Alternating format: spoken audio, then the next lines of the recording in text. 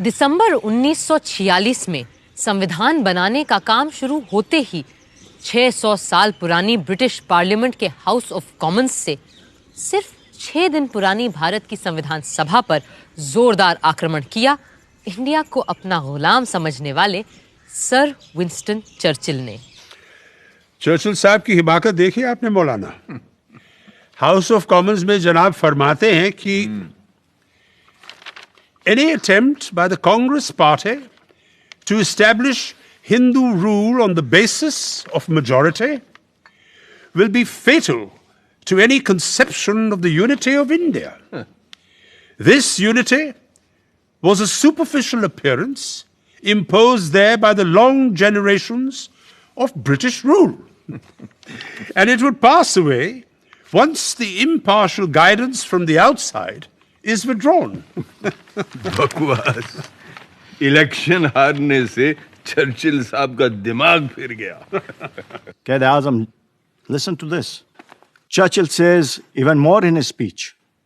The British government owed special protection to the Muslims, numbering 90 million. But today they've been outwitted and outmaneuvered. This is exactly what I have been saying all along. Therefore, this meeting in Delhi is not the proposed Constituent Assembly, and it represents only one major community in India. Right. Churchill knows how to call a spade a spade. जनाब आगे फरमाते हैं, इरशाद।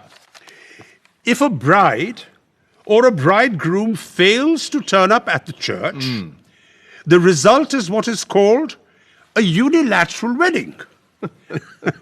The absolute essence is that both parties should be there. और वो खुद क्या हैं? दुल्हन के बाप। कमाल है, कमाल है। मुस्लिम लीग की गैर मौजूदगी सबको खल रही थी और जब जिन्ना साहब ने कहा कि उनकी वर्किंग कमेटी 20 जनवरी को तय करेगी कि कब वो संविधान सभा में आएंगे, तो डॉक्टर M.R. जयकर ने प्रस्ताव रखा कि जब तक रजवाड़ों या कम से कम मुस्लिम लीग के लोग संविधान सभा में नहीं आते, तब तक एम्स एंड ऑब्जेक्टिव्स रेजोल्यूशन जैसे महत्वपूर्ण प्रस्ताव पर बहस और वोट को मुलतवी कर देना चाहिए। पर हर किसी को ये बात गवारा नहीं थी। If this resolution is postponed, what guarantee is there that the Muslim League will come and attend the sessions? My charge is that the Muslim League has been encouraged by the attitude of the British to imagine that if it does not come, it may be able to veto the final decision of the Constitutional Assembly. Doctor Shyama Prasad Mukherjee के ठीक बाद पहली बार संविधान सभा में बोलने खड़े हुए doctor Bhimrao Ambedkar. Today, we are divided politically, socially, and economically. We are a group of warring camps. And let me confess that I am probably one of the leaders of such a camp. But sir, I'm quite convinced that given time and circumstances, nothing in the world will prevent this country from becoming one.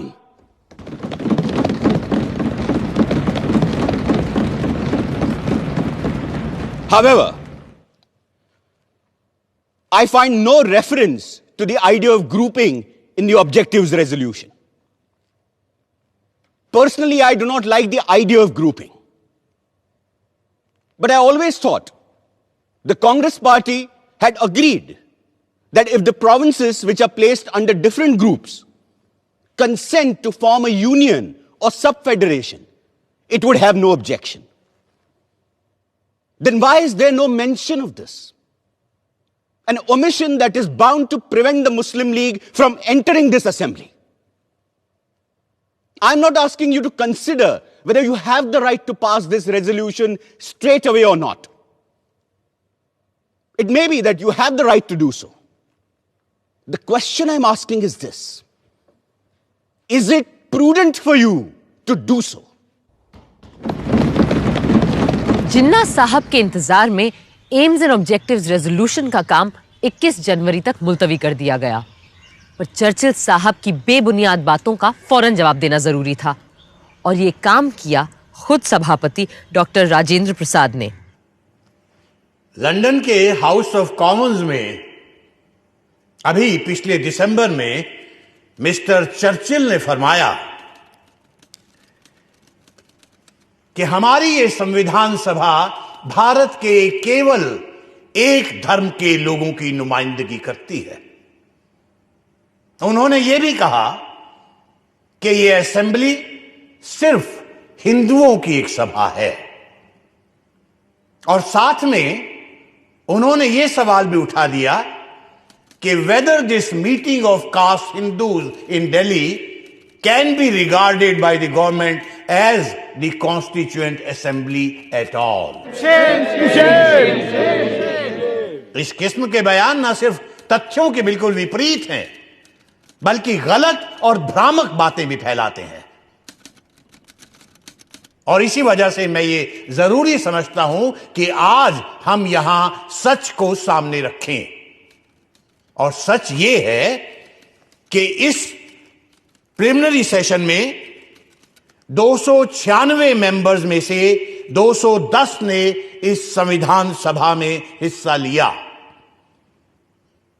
और इन 210 मेंबरान में से 155 Hindu, 30 scheduled caste, 5 Sikh, 6 Indian Christians, 5 backward tribes के नुमाइंदे, 3 Anglo Indians, 3 Parsi, और 80 में से 4 मुसलमान भी शामिल रहे हैं।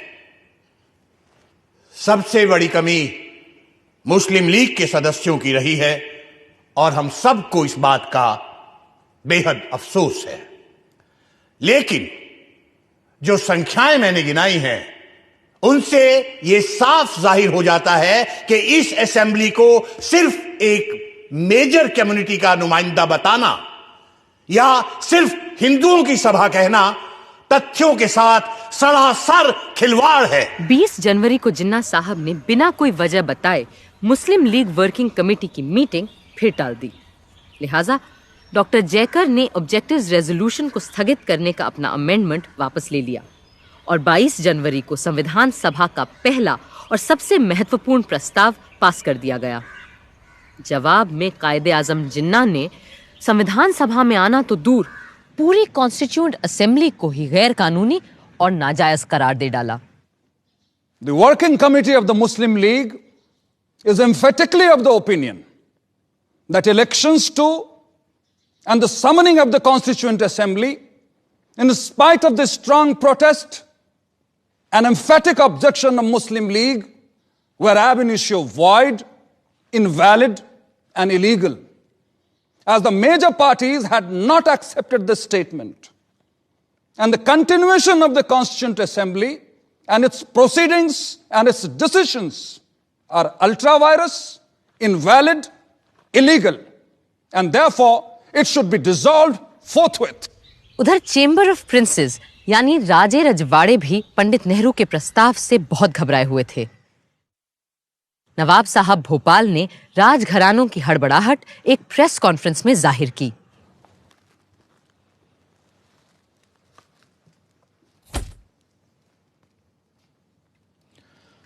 हमें मजबूरन आज ये प्रेस कॉन्फ्रेंस बुलानी पड़ी है, क्योंकि पंडित नेहरू ने कॉन्स्टिट्यूएंट असेंबली में जो रेजोल्यूशन पास करवाया है वो कैबिनेट मिशन में तय की गई बातों से बिल्कुल मुख्तलिफ है, और कॉन्स्टिट्यूएंट असेंबली में ऐसे किसी भी रेजोल्यूशन को लाने और पास करवाने के हम पूरी तरह से खिलाफ हैं। सर, जैसा कि पंडित नेहरू जी ने कहा है कि उनको जाती तौर पर ना तो राजशाही पसंद है, ना राजा और ना ही नवाब, तो इस पर आपका क्या कहना है? देखिए, पंडित नेहरू को अपनी जाती राय रखने की और उसका इजहार करने की मुकम्मल आजादी है, लेकिन हां, अगर उन्होंने अपना बनाया हुआ कोई कानून हम पे जबरदस्ती थोपने की कोशिश की तो हिंदुस्तान के 550 शाही घरानों ने चूड़ियां नहीं पहन रखी हैं।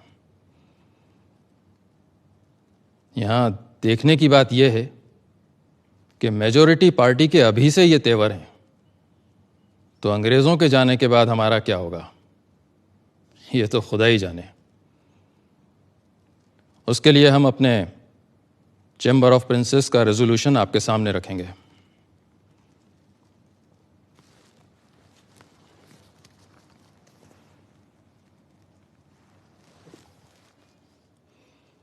The Princess Chamber wants to make it clear in unequivocal terms that there could be no compromise on the monarchical form of government in the Indian state. Some checks and breaks have to be provided against the majority party running amok in the future governance of India.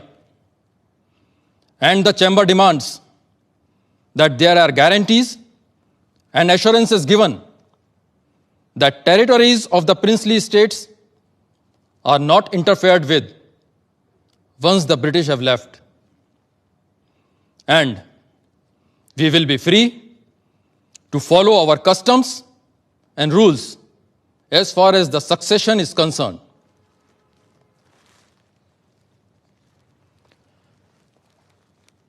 Constituent assembly का पास किया हुआ objectives resolution बड़े ही खतरनाक इम्कानातों से लबरेज है और इसीलिए हमने साफ साफ चैम्बर ऑफ प्रिंसेस का रेजोल्यूशन सबके सामने रखा है।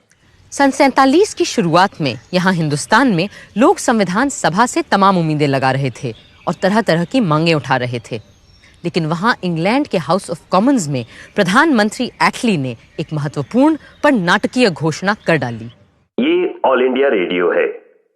आज प्राइम मिनिस्टर एटली ने एक बयान में फरमाया कि हिज मैजेस्टीज गवर्नमेंट को बड़े अफसोस से इस बात को स्वीकार करना पड़ा है कि हिंदुस्तान की मुख्तलिफ पार्टियों में अब भी शदीद इख्तिलाफ की वजह से कॉन्स्टिट्यूएंट असेंबली अपना काम ठीक से आगे नहीं बढ़ा पा रही है। इस नाजुक मौके पे गैर यकीनी हालात के होते हुए मुल्क को बड़ा खतरा है। चुनांचे हिज मैजेस्टीज गवर्नमेंट ये वाजे करना चाहती है कि एक ठोस कदम उठाने का उनका इरादा अब टल नहीं सकता और वो हिंदुस्तान की बागडोर हिंदुस्तानी हाथों में सौंपने की तारीख जून 1948 के आगे नहीं बढ़ा सकती और ब्रिटिश इंडिया की बागडोर हिंदुस्तानी हाथों में सौंपने की जिम्मेदारी होगी नए वाइसरॉय एडमिरल वाइकाउंट माउंटबेटन की, ताकि हिंदुस्तान खुद मुख्तारी से आगे चलकर एक खुशहाल और खुशबाश मुल्क बन पाए। असली इम्तिहान तो अब आएगा जवाहर, जब हमें अपनी सरकार बनानी और चलानी पड़ेगी। हम तैयार हैं बापू। सरदार के साथ मिलकर मैंने एक लिस्ट भी तैयार कर ली है। बस हमने अपनी लिस्ट में ऐसे किसी को नहीं रखा है जो हमारी सोच का हिमायती न हो और जो अब तक अंग्रेजों का चाटुकार रहा हो। सरदार, हो सकता है कि कुछ लोगों ने ऐसा किया हो, पर अंग्रेजों की सेवा करके वो हमारे दुश्मन तो नहीं बन जाते हैं ना।